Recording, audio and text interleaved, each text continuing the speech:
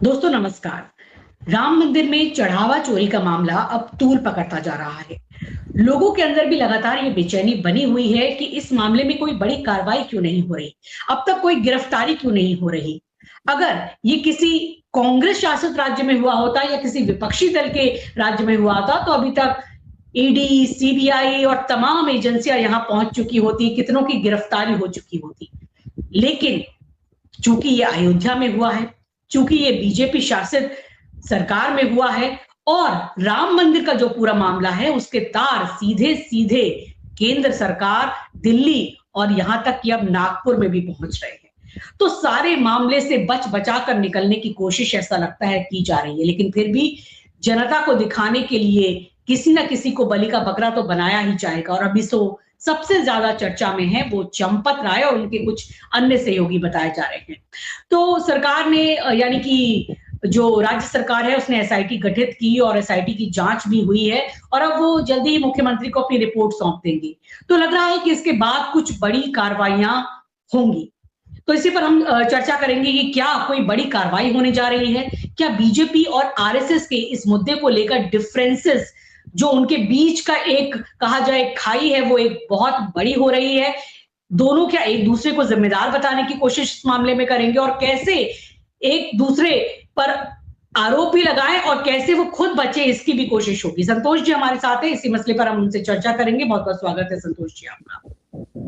बहुत बहुत धन्यवाद अंशु जी। और ये गजब की लड़ाई चल रही है। अब ये भाजपा और आरएसएस ये दोनों आमने सामने आ गए हैं। दोनों एक दूसरे पर ठीकरा फोड़ने की कोशिश कर रहे हैं क्योंकि मामला बहुत ज्यादा बढ़ रहा है। अब भारतीय जनता पार्टी के पास सब कुछ है। राष्ट्रीय स्वयंसेवक संघ ने मेहनत की। मोहन भागवत घूम घूम के ये हिंदुओं को बताते रहे कि हिंदू खतरे में मोदी लाओ तो आप हिंदू सुरक्षित होंगे। मोदी केंद्र में आ गए। मोदी के नाम पर आरएसएस के कार्यकर्ताओं स्वयंसेवकों की मेहनत के नाम पर सत्ता सुख भोग रहे हैं। और इस सत्ता सुख के मामले में संघ के पास क्या था अंशु जी? एक तो सुरक्षा थी जो मोहन भागवत या कुछ आरएसएस के बड़े नेताओं को मिलती है। आरएसएस के कुछ नेता डेपुटेशन पर बीजेपी में रहे, उनको मिल गया। आरएसएस से जुड़े कुछ संगठन के लोगों को शिक्षा मंत्रालय में कुछ कामकाज मिल गया। वो एनटीए का और शिक्षा मंत्रालय का क्या बेड़ा गर्क कर दिया उन्होंने, हमने और आपने देखा। और साथ ही ये अयोध्या का श्री राम मंदिर भी एक तरह से आरएसएस के हवाले कर दिया गया था। चूंकि जो पहले सदस्य बनाई गई जो तीर्थ क्षेत्र ट्रस्ट समिति जिसका नोटिफिकेशन जारी किया गया, उसमें बाद में चंपत राय को शामिल किया गया महासचिव के तौर पर। पूरा आसमान सर पे उठा लिया था कि विश्व हिंदू परिषद के नेता होंगे, नहीं होंगे, क्यों नहीं होंगे, क्यों नहीं होंगे, क्यों नहीं होंगे। चंपत राय को महासचिव बनाया गया। तो आरएसएस के पास अगर मोटे तौर पर अगर मैं कहूं तो इस पूरे बीजेपी के रिजीम में जहां प्रधानमंत्री सत्ता सुख भोग रहे हैं, मंत्री सत्ता सुख भोग रहे हैं, मुख्यमंत्री, उप मुख्यमंत्री और राज्य सरकारों के मंत्री सत्ता सुख भोग रहे हैं, कई आयोगों में और इन सब चीजों में सत्ता सुख भोग रहे हैं।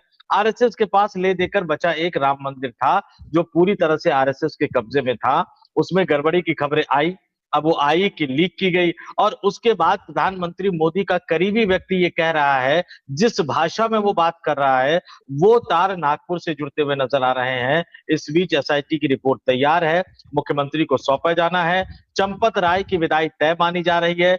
लेकिन जिस तरह से मोदी के करीबी सीधे अब संघ को इसमें जोड़ने की कोशिश कर रहे हैं और सारा ठीकरा चंपत राय पर फोड़ने की कोशिश की जा रही है। चंपत राय की विदाई मतलब विश्व हिंदू परिषद की छवि खराब होना, चंपत राय की विदाई मतलब इसके तार नागपुर तक से जुड़ना और प्रधानमंत्री मोदी के करीबी अधिकारी का इस तरह का बयान। ये एक बड़ी स्टोरी हम दर्शकों के सामने अंशु जी लेकर आए हैं। एक एक करके तमाम तथ्यों को हम दर्शकों के सामने रखेंगे और दर्शकों से कहेंगे कुछ मिनट बने रहिए, बहुत लंबा नहीं, आज हम 17-18 मिनट में आपके सामने तमाम तथ्यों को रख देंगे। जी अंशु जी। ये बड़ी खबर है। बड़ी खबर ये इसलिए है क्योंकि जो पितृ संस्था है आरएसएस और बीजेपी, ये जो दोनों मिलके काम करते हैं, अब इन्हीं के बीच में ये दूरियां बन रही हैं, आरोप एक दूसरे पर लगाया जा रहा है। ये एक बड़ी बात है कि क्या एक बड़े विवाद को ये जन्म देने वाला है। और ये एसआईटी का गठन तो किया गया, लेकिन संतोष जी, लेकिन जो बातें वहां सुनने में आ रही है अयोध्या में, ये भी कहा जा रहा है कि मंदिर का तो भाई सारा परिचालन है वो दिल्ली से ही ज्यादातर चलता आया है और आरएसएस से संघ के ही लोग इन्वॉल्व हैं और बाबा का इसमें कोई उस तरीके से हस्तक्षेप नहीं है। बाबा यानी कि योगी आदित्यनाथ का। और उन्होंने भी जिस तरह से चंपत राय को अपने कार्यक्रमों से अलग रखा, तो साफ नजर आ रहा है कि वो भी अयोध्या राम मंदिर से अपनी नजदीकी नहीं दिखाना चाहते। और यहां तक की भी बातें सामने आई कि उन्होंने कहा कि जितना निर्देश है कार्रवाई उतनी ही हो रही है, यानी कि गिरफ्तारी भी हो सकती थी जिस तरह से बाबा के तेवर हैं, या और कुछ भी हो सकते थे, छापे भी डलवाए जा सकते थे। तो क्या लग रहा है हर तरफ से बच बच के चला जा रहा है, लेकिन जो ये सतह पर लड़ाई आ रही है संघ की और बीजेपी की, जो ये बड़ी खबर है, ये कहां तक जाएगी, कहां तक जा सकती है? अंशु जी, सीधे तौर पर अगर मैं बताऊं, पहले तो प्रधानमंत्री के मोदी के उन करीबी व्यक्ति ने क्या बयान दिया और उससे नागपुर कैसे हिला, मोहन भागवत कैसे नाराज है, इसको बताने से पहले आज की अपडेट दर्शकों के सामने रख देते हैं कि राम मंदिर में जो दान दिया गया, जो चढ़ावा चढ़ाया गया, उसकी चोरी के मामले में जो एसआईटी गठित की गई थी, एफआईआर दर्ज नहीं की गई अभी तक। तो ये कितना बचाएगी, कितना फंसाएगी, वो हमें इंतजार करना पड़ेगा इस बात को। तो जो एसआईटी की टीम थी, उन्होंने लगातार पिछले कुछ दिनों से मैराथन बैठक की, पूछताछ की, ट्रस्ट के सदस्यों से पूछताछ की गई, वहां के कर्मचारियों से पूछताछ की गई, और इसमें कोई 1, 2, 10, 15, 20, 25, 30, 35, 40, 50, 60, 100, 125 नहीं, जो रिपोर्ट आ रही है मीडिया रिपोर्ट के अनुसार 150 संदिग्धों के नाम सामने आए हैं।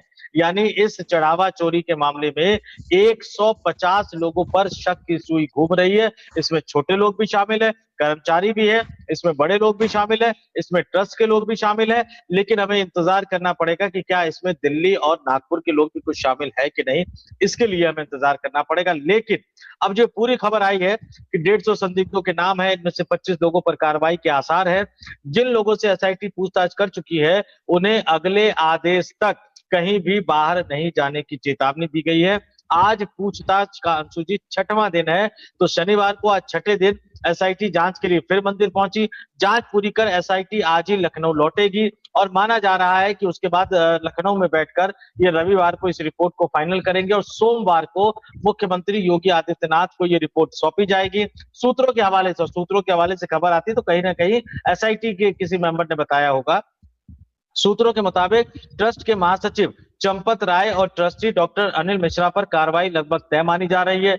दोनों को पद से हटाया जा सकता है। अब अपमानजनक तरीके से हटाया जाएगा या इनको इस्तीफा देने को कहा जाएगा, इसके लिए हमें इंतजार करना पड़ेगा। इसके अलावा मंदिर के निर्माण प्रभारी गोपाल राव को भी पद से हटाया जा सकता है। शुक्रवार को एसआईटी ने मंदिर परिसर में करीब 6 घंटे तक जांच की थी। टीम ने चंपत राय, अनिल मिश्रा और गोपाल राव से अलग अलग पूछताछ की। साथ ही State Bank of India bank के मैनेजर और कैशियर से भी सवाल जवाब पूछा गया। एसआईटी जो है वो गोपाल राव के भतीजे और राम मंदिर कर्मचारी सोमेश आनंद से भी पूछताछ करना चाहती थी, लेकिन वो गायब है, वो मिल नहीं पाए और उनका फोन स्विच ऑफ आ रहा है। ये मीडिया की पूरी खबर है, और अब तक 2 करोड़ की बरामदगी हो चुकी है। और चढ़ावा चोरी मामले में 5 लोगों लवकुश, अवनीश, अनुकल्प, करुणे और रामशंकर और टिन्नू की निशानदेही पर अब तक 2 करोड़ रुपए की बरामदगी हो चुकी है, रिकवरी हो चुकी है। और ये सभी मंदिर में दान राशि की गिनती की ड्यूटी से जुड़े थे। मंदिर ट्रस्ट के कर्मचारी टिन्नू के घर से 13 जून को सोना मिला था, और उसके बाद कई जगह के चांदी, सोने, इनके जेवरात के गायब होने की खबर आ रही है। और इन सब के बीच अंशु जी, अब ब्लेम गेम कैसे शुरू हो गया है। प्रधानमंत्री नरेंद्र मोदी के करीबी अधिकारी रहे नृपेंद्र मिश्रा, जो राम मंदिर निर्माण समिति के अध्यक्ष है। पहले दिन उनसे पूछा गया तो उन्होंने कहा जी नहीं, मेरा तो कोई लेना देना नहीं है, मैं तो निर्माण समिति में हूं। फिर ये मामला कहीं ना कहीं लगा बड़े लोग फंसेंगे, तो प्रधानमंत्री ने कहा कि जाओ, और ये गए, और वो निर्माण समिति के एक मुखिया ट्रस्ट के लोगों से बैठक कर रहे हैं। मतलब जूनियर व्यक्ति सीनियर व्यक्तियों से के साथ बैठक कर रहा है, और वो रिपोर्ट प्रधानमंत्री को सौंपी। जाहिर सी बात है, कुछ ना कुछ तो ऐसा था कि प्रधानमंत्री में हलचल मची। अब जो नृपेंद्र मिश्रा मीडिया से बात करने को तैयार नहीं थे, वो अगले कुछ दिनों से लगातार मीडिया से बात कर रहे हैं, और बहुत सारे बयान है, हर दिन उनके बयान पलटते जा रहे हैं। लेकिन कल उनके बयान का एक वीडियो लल्लन टॉप ने शेयर किया, मैंने अपने ट्विटर अकाउंट से उसको शेयर किया है। कहीं जाने की जरूरत नहीं है, सिर्फ कुछ मिनटों के उस नृपेंद्र मिश्रा के बयान को सुन लीजिए। वो कहते हैं कि गलती हुई, सिस्टम की गलती है, लोगों पर भरोसा किया गया। और सबसे बड़ी लाइन जो उन्होंने बोली कि उस चंपत, उसको जो ये ट्रस्ट जो है, इसमें जान पहचान और भरोसे के आधार पर काम किया गया, किसी को निश्चित लिखित जिम्मेदारी नहीं दी गई, और ये आरएसएस की तरह काम कर रहा था। कहना क्या चाह रहे थे नृपेंद्र मिश्रा? आरएसएस की तरह काम कर रहा था। आरएसएस को भी गुरु दक्षिणा के नाम पे करोड़ों रुपए मिलते हैं। बड़ा भव्य हेडक्वार्टर बनाया उन्होंने दिल्ली में केशव कुंज में। तो क्या आरएसएस की तरह काम करने का क्या मतलब? वो कह रहे हैं कि ट्रस्ट जो है वो आरएसएस की तरह काम कर रहा था, सब कुछ भरोसे पे चल रहा था, कुछ भी लिखत नहीं था, प्रोफेशनल तरीके से नहीं चल रहा था। मतलब आप सीधे सीधे इसमें आरएसएस को लपेट दिए। अब नृपेंद्र मिश्रा, अंशु जी आईएएस रहे, आईएएस की जबान फिसलती नहीं है, आईएएस की जबान कभी फिसलती नहीं है, और उनके एक एक शब्द, उनके एक एक मतलब मायने हैं। सारी कहानी वो बता देते हैं, सारा पाप वो बता देते हैं, लास्ट में कहते हैं कि चंपत राय की निष्ठा पर शक नहीं किया जा सकता। तो किसकी निष्ठा पर शक करें हम, आप ही बता दीजिए। और इससे भागवत में नाराजगी हो गई कि आप सब कुछ चंपत राय पर डाल रहे हो। आप ये कह रहे हो कि उस मंदिर में जितने स्टाफ थे, जितने रखे गए थे, वो सब राष्ट्रीय स्वयंसेवक संघ से जुड़े हुए थे, ये आपने मान लिया है, और राष्ट्रीय स्वयंसेवक संघ की तरह कामकाज हो रहा था। यानी आपने आरएसएस के पूरी आइडियोलॉजी और कामकाज करने के ढंग पर सवाल उठा दिया। आरएसएस बुरी तरह से बिफर पड़ा है, आरएसएस बुरी तरह से नाराज है। वो कह रहे हैं कि प्रधानमंत्री का करीबी व्यक्ति ये कैसे कह रहा है कि आरएसएस की तरह काम कर रहा है, इस बात का क्या मतलब है। और इस बीच खबर ये भी आई, पहले नृपेंद्र मिश्रा ने कहा कि राम मंदिर निर्माण समिति का हूं, मुझे तो दक्षिणा, चढ़ावा और ट्रस्ट इन सबसे कोई लेना देना नहीं है। अब ये खबर आ रही है कि भैया जो राम मंदिर का निर्माण किया गया है उसमें भी कमीशन खोरी की गई है, और ये शिकायत लगातार आ रही थी। जो लोग वहां जा रहे थे वो कह रहे थे कि उसका स्ट्रक्चर उतना शानदार नहीं बनाया गया है। हम लोग जब गए थे, जब ये राम मंदिर निर्माण समिति नहीं बनी थी, जब ये चीजें बन रही थी, वहां पर हमने देखा पत्थर और टाइल किस तरह से चीजें रखी गई थी, बड़ी मजबूत क्वालिटी की। लेकिन जब ट्रस्ट बना, जब वो टेंडर किसी और को दिया गया, उनकी पूरी देखभाल करने की जिम्मेदारी नृपेंद्र मिश्रा की थी, तो अब ये खबर आ रही कि उसमें भी कमीशन लिया गया। वो खबर लीक कहां से हुई? तो एक पक्ष दूसरे को ऊपर ब्लेम डाल रहा है, दूसरा पहले के ऊपर ब्लेम डाल रहा है, सब एक दूसरे की पोल खोलने में लगे हुए हैं। और नृपेंद्र मिश्रा के बयान से मोहन भागवत नाराज है। ये तय मानकर चल लीजिए कि चंपत राय की छुट्टी तो होनी है। अब चंपत राय की विदाई कैसे होगी? योगी आदित्यनाथ जो चाहेंगे हटा दिया जाए, वो जिसको कहते हैं रफ भाषा में लात मार के भगा दिया, या आरएसएस ये चाहेगा कि कम से कम उनको इस्तीफा देने का मौका दिया जाए। लेकिन ये लड़ाई यहीं खत्म नहीं होगी। ये आरएसएस के पूरे वजूद पर, आरएसएस की पूरी सोच पर, आरएसएस के पूरे संगठन पर सवाल उठा है, और ये सवाल प्रधानमंत्री मोदी के करीबी व्यक्ति के द्वारा उठाया गया है। तो आने वाले दिनों में अब ये लड़ाई और ज्यादा बढ़ेगी अंशु जी। और अब जो है हमें ये देखना होगा कि अब किसकी पोल खुलेगी। चंपत राय तो चले जाएंगे, अनिल मिश्रा तो चले जाएंगे, लेकिन निर्माण काम में जो घोटाला हुआ तो नृपेंद्र मिश्रा भी अब नपेंगे क्या? और नृपेंद्र मिश्रा नपेंगे तो कौन कौन नपेगा? और इस पूरे मामले में ये अब ये 100, 200, 500 करोड़ का नहीं रह गया। अगर इसमें सोने चांदी की आप कीमत जोड़ देंगे तो हो सकता है ये 1000 करोड़ से ज्यादा का मामला हो जाए। तो ये 1000 करोड़ क्या एक छोटे एम्प्लॉय तो नहीं बचा सकते? आरएसएस के या बीएचपी से जुड़े एक दो नेता भी तो नहीं बचा सकते। ये मामला कहीं ना कहीं बहुत आगे तक जाएगा। और अच्छी बात यह है, दर्शकों के लिए अच्छी बात यह है, हिंदुओं के लिए अच्छी बात यह है कि आपस में लड़कर ही सही, कम से कम ये एक दूसरे की पोल खोल ले, ताकि हमें पता लग रहा है कि मंदिर के नाम पर कितनी गंदगी इन्होंने फैला रखी थी। जी, संतोष जी, आपने तो बहुत बड़ा खुलासा कर दिया है। ये तो एक प्रकार की ब्रेकिंग न्यूज़ है हमारे दर्शकों के लिए कि ये केवल चढ़ावा चोरी का, दान चोरी का ही मामला नहीं है। मंदिर निर्माण में भी एक बड़े घोटाले की खबर सामने आ रही है, और ये तो एक बहुत बड़ा घोटाला हो सकता है कि क्योंकि मंदिर निर्माण इतने वृहद स्तर पर हुआ है, अरबों का पैसा इसमें लगा है, तो सोचिए कि ये कितना बड़ा घोटाला हो सकता है। तभी ये हैरानी हो रही है कि नृपेंद्र मिश्रा क्यों इस तरीके से आकर टीवी चैनल पर जा जाकर बयान दे रहे हैं। ये जाहिर सी बात है कि जब निर्माण में घोटाले की बात आएगी तो दिल्ली में जब वो उस समय उस कार्यकाल में थे तो आंच वहां तक भी पहुंचेगी, प्रधानमंत्री कार्यालय तक भी पहुंचेगी। तो यही वजह है कि शायद ठीकरा आरएसएस के सर पर फोड़ने की कोशिश की जा रही है, ये तो समझ ही आ रहा है। तो यहाँ पर हम देख रहे हैं कि सीधे सीधे जो तीन जो है वो बिंदु बन रहे हैं इस पूरी समस्या के। एक तो जो भाई केंद्र में है जो बीजेपी शासित सरकार है जिसमें मोदी का नाम लिया जाए और नृपेंद्र मिश्रा है, और दूसरे जो है कि भाई आरएसएस जिसके ऊपर ब्लेम गेम डालने की कोशिश की जा रही है, और तीसरे जो हो गए कौन, वो है योगी जी। तो ये जानना चाहेंगे क्या वाकई जिस तरीके से राज्य सरकार और योगी जी इसको ये कहना चाह रहे हैं कि भाई जो भी होता है वो दिल्ली से ही संचालित होता है और राज्य सरकार का इसमें बहुत लेना देना नहीं है। तो मैं ये चाहती हूँ कि दर्शकों के लिए आप बताएं कि वास्तव में राम मंदिर का ये सब पैसा, ये व्यवस्था, ये तरीका, ये सारा आखिर कौन ये देख रहा है, और क्या वाकई ये संघ की तरफ से निर्देशित हो रहा था या फिर दिल्ली से निर्देश आ रहे थे? दर्शकों के लिए ये आप क्लियर कीजिए। अंशु जी, इसमें एक बड़ी हैरत अंगेज बात और बता देता हूं आपको। जब ये मंदिर का निर्माण चल रहा था और लगभग लगभग ये पूर्ण होने की स्थिति पे था, मतलब सेमी पूर्ण होने की स्थिति पे था, वो तो आधे अधूरे का शिलान्यास किया था।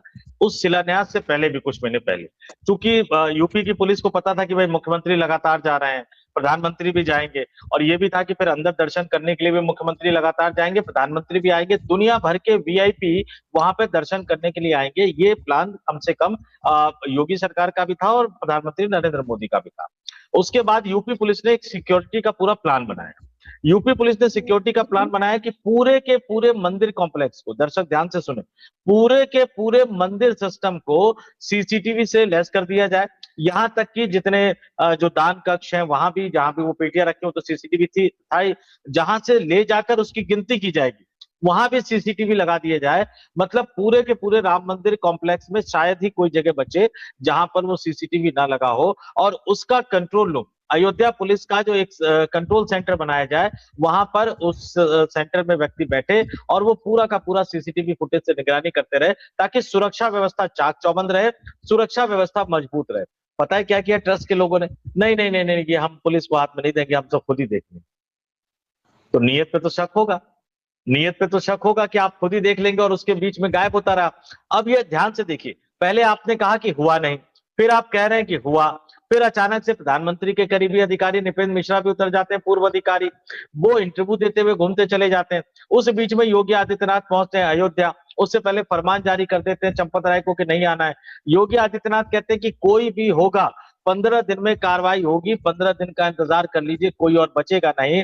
और दूसरी तरफ नृपेंद्र मिश्रा के बयान से बौखलाए मोहन भागवत विश्व हिंदू परिषद के नेताओं को मैदान में उतार देते हैं, और जिन लोगों पर आरोप लग रहे हैं उनके परिवार वाले भी सामने आ रहे हैं। सब ये कह रहे हैं कि नहीं, उस तरफ देखो, हमारी तरफ मत देखो, लेकिन ये सब दूसरे की तरफ दिखा रहे हैं। अब मैं एक एक करके थोड़े से बयानों का भी जिक्र कर दूं, दर्शकों को बताना बहुत जरूरी है। अयोध्या के साधु संत सन्यासी सब कह रहे हैं चोरी हुई, लेकिन विश्व हिंदू परिषद जिनके नेता है चंपत राय, उनके संयुक्त महासचिव जो है सुरेंद्र जैन, वो कह रहे हैं कि भैया ये आरोप पहली बार नहीं लगाए गए हैं। अगर कुछ साल पहले जमीन वाला आरोप संजय सिंह ने लगाया था, उसी समय जांच कर लेते तो इतनी भद न पिटती। लेकिन सुरेंद्र जैन कह रहे हैं कि पहली बार आरोप नहीं लगाए गए हैं, पहले भी लगाए जाते रहे और शुरुआत से लगाए जाते रहे, लेकिन अभी तक कोई भी आरोप साबित नहीं हुआ है। लोग राजनीतिक कारणों से आरोप लगाते रहते, इस बार भी शुरू में हमें ऐसा ही लगा, लेकिन जब ये आरोप दूसरों स्रोतों से आने लगे तो हमने उन्हें गंभीरता से लिया।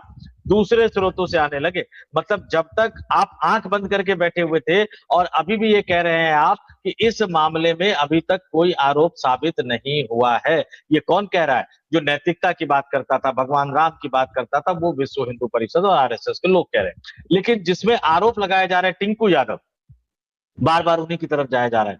उनकी पत्नी ने साफ साफ कहा है, पत्नी पूनम यादव ने, कि ऐसा कुछ भी नहीं है। क्या किसी के पास कोई पक्का सबूत है? वे उन्हें बदनाम करने की कोशिश कर रहे हैं, उन्हें फंसाया जा रहा है, उनकी छवि खराब की जा रही है। ये पहला स्टेज होता है जब आप कहते हैं कि आप दूसरे पे ब्लेम गेम करते हुए नजर आते हैं। अब यूपी से आते हैं, बड़े नेता हैं, कल्याण सिंह के करीबी रहे हैं, राम मंदिर आंदोलन को गौर से देखा है, अभी केंद्र की नरेंद्र मोदी सरकार में मंत्री है। बीएल वर्मा साहब भाजपाई हैं, वो कह रहे हैं दोषियों को बख्शा नहीं जाएगा।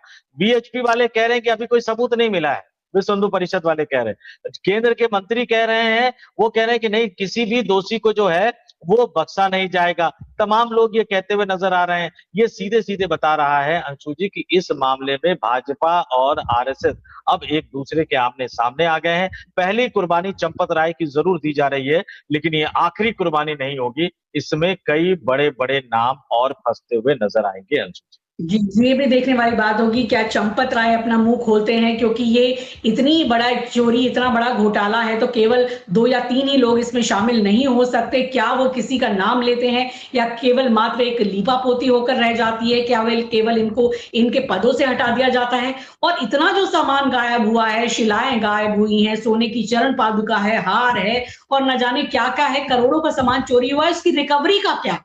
क्या कोई आपराधिक मामला नहीं होगा? केवल इनको पद से हटा देने से लोगों को ये संतोष हो जाएगा कि बस मामला खत्म। और अगर इन्होंने मुंह खोल दिया, कहीं किन्हीं ऊपर वालों का नाम ले दिया, तो फिर मामला कहां तक जा सकता है, ये भी देखने वाली बात होगी। तो उत्तर प्रदेश में और देश में ये मामला अभी इतनी जल्दी ठंडा होने वाला नहीं है, और हम रोज एक एक करके एक एक परत इस मामले की आपके सामने लाते रहेंगे। तो दर्शकों, हमारे साथ बने रहने के लिए आपका बहुत-बहुत शुक्रिया, और अगर आपको ये चर्चा अच्छी लगी तो कमेंट बॉक्स में लिखकर बताइएगा, और साथ ही अगर अभी तक आपने इस चैनल को सब्सक्राइब नहीं किया है तो जरूर सब्सक्राइब करें। नमस्कार। बिल्कुल, अंशु जी ने जो कहा कि चैनल को सब्सक्राइब जरूर कर लीजिए, मैं इसमें एक लाइन जोड़ूंगा, अयोध्या में रहने वाले एक एक व्यक्ति को सब कुछ पता है, नागपुर में रहने वाले व्यक्तियों को ही पता है, विश्व हिंदू परिषद में भी कई लोग घुट रहे हैं, ऐसे तमाम लोग, मैं कहूंगा अगर आप में हिम्मत है तो आइए हम तक जुड़िए, हमें सच बताइए। और बहुत सारे लोग जो कमेंट करना चाहते हैं, कमेंट करिए, डरने की कोई बात नहीं है, ये विदाई की बेला है, और भगवान के लिए भी अगर आप हिम्मत नहीं दिखाएंगे तो फिर किसके लिए हिम्मत दिखाएंगे। कमेंट करके हम तक अपने विचारों को जरूर पहुंचाइए, आपके हिसाब से कौन कौन से दोषी है ये भी हमें जरूर बताइएगा। और जैसा कि अंशु जी ने कहा, चैनल अगर आपने सब्सक्राइब नहीं किया होगा तो जरूर सब्सक्राइब कर लीजिएगा। बहुत बहुत धन्यवाद, आभार, नमस्कार।